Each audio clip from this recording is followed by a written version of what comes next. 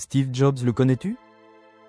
Cet homme a révolutionné l'informatique, la musique et la téléphonie mondiale. Il a aussi nié pendant 2 ans être le père de sa propre fille, allant jusqu'à prétendre publiquement être stérile pour éviter de payer une pension alimentaire. Voici l'histoire de Steve Jobs. Né en 1955 à San Francisco, Stephen Paul Jobs est abandonné à la naissance par ses parents biologiques.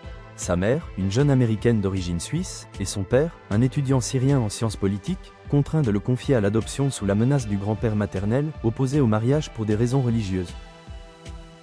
Adopté par un couple modeste de Californie, Jobs répondra toute sa vie que ses parents adoptifs sont ses vrais parents, à 1000 PER 100.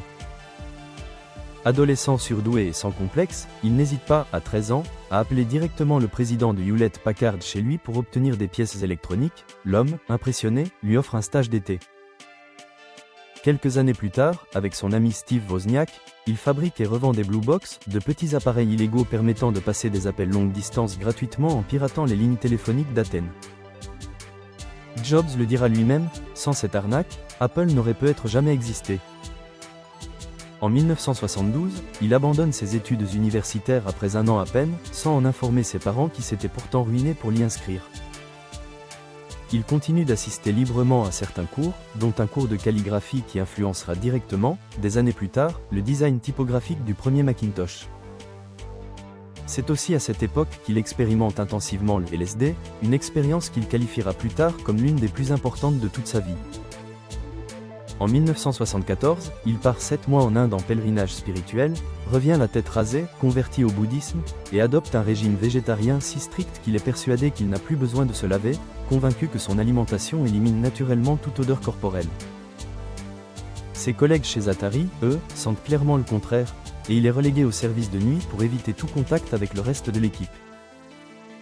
En 1976, à 21 ans, il fonde Apple avec Wozniak dans le garage familial, en vendant son propre van Volkswagen pour financer le projet.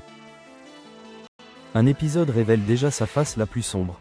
Chargé par leur employeur commun de concevoir un circuit avec le moins de composants possible contre une prime, il confie discrètement le travail technique à Wozniak, obtient une prime bien plus importante que ce qu'il annonce, et ne lui reverse qu'une infime partie. Wozniak ne découvrira la vérité que 10 ans plus tard, dans un livre. La suite est fulgurante. L'Apple II devient l'un des tout premiers ordinateurs personnels vendus à grande échelle, l'entreprise entre en bourse en 1980, faisant de Jobs, à 25 ans, un multimillionnaire du jour au lendemain. C'est également cette année-là que naît sa fille Lisa, issue d'une relation avec sa petite amie de l'époque, Chrisann Brennan. Jobs nie catégoriquement être le père, prétend publiquement être stérile, et conteste même les résultats d'un test ADN pour éviter de verser une pension. Ce n'est que sous la pression de ses propres associés, au moment de l'introduction en bourse d'Apple, qu'il finit par reconnaître sa fille, le même homme qui, ironiquement, donne à son nouvel ordinateur professionnel le nom « Lisa ». Sur le plan professionnel, sa personnalité devient légendaire pour sa dureté. Ses propres collaborateurs inventent une expression pour décrire sa capacité à manipuler la perception des autres, le « champ de distorsion de la réalité ».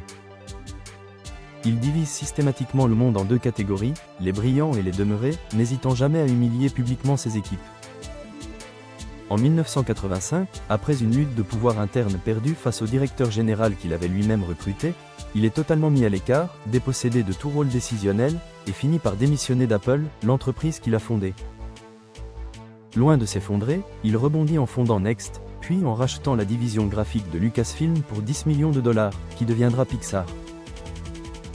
Après des années de pertes sèches, le studio explose commercialement en 1995 avec Toy Story, rendant Jobs milliardaire du jour au lendemain grâce à son entrée en bourse.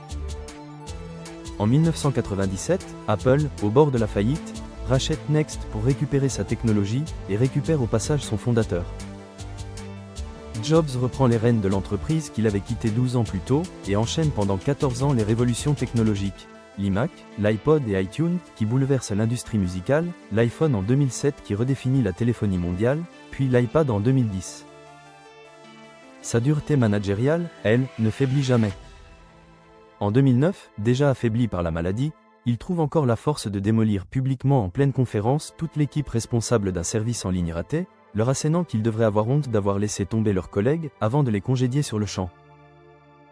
Il roule également sans plaque d'immatriculation et se gare régulièrement sur les places réservées aux personnes handicapées, s'estimant visiblement au-dessus des règles communes. En 2003, les médecins lui annoncent un cancer du pancréas. Contre tous leurs avis, il refuse la chirurgie pendant 9 mois entiers, préférant un régime à base de carottes, de jus de fruits et de séances d'acupuncture. Ce n'est que lorsque sa femme et ses proches parviennent à le convaincre, la tumeur ayant continué de progresser, qu'il accepte enfin l'opération. Ce que le public ignore alors, les chirurgiens découvrent, pendant l'intervention, que le cancer s'est déjà propagé à son foie.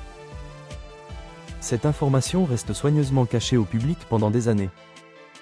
Après une greffe de foie en 2009 et plusieurs années de batailles silencieuses, Steve Jobs démissionne définitivement de la direction d'Apple le 24 août 2011, laissant sa place à Tim Cook. Il meurt 6 semaines plus tard, le 5 octobre 2011, entouré de sa famille. Selon sa sœur, ses derniers mots, répétés plusieurs fois en regardant longuement ses proches, ont été « Oh waouh ! Oh waouh ! Oh waouh !» De l'enfant abandonné à la naissance à l'homme qui a lui-même nié la paternité de sa propre fille, en passant par la création de l'une des entreprises les plus puissantes de l'histoire. Le parcours de Steve Jobs reste l'un des plus brillants et des plus impitoyables jamais écrits. Steve Jobs n'est qu'une des nombreuses figures que l'histoire a laissées dans l'ombre. Un petit like si cette histoire t'a plu, et abonne-toi pour qu'on en éclaire d'autres ensemble.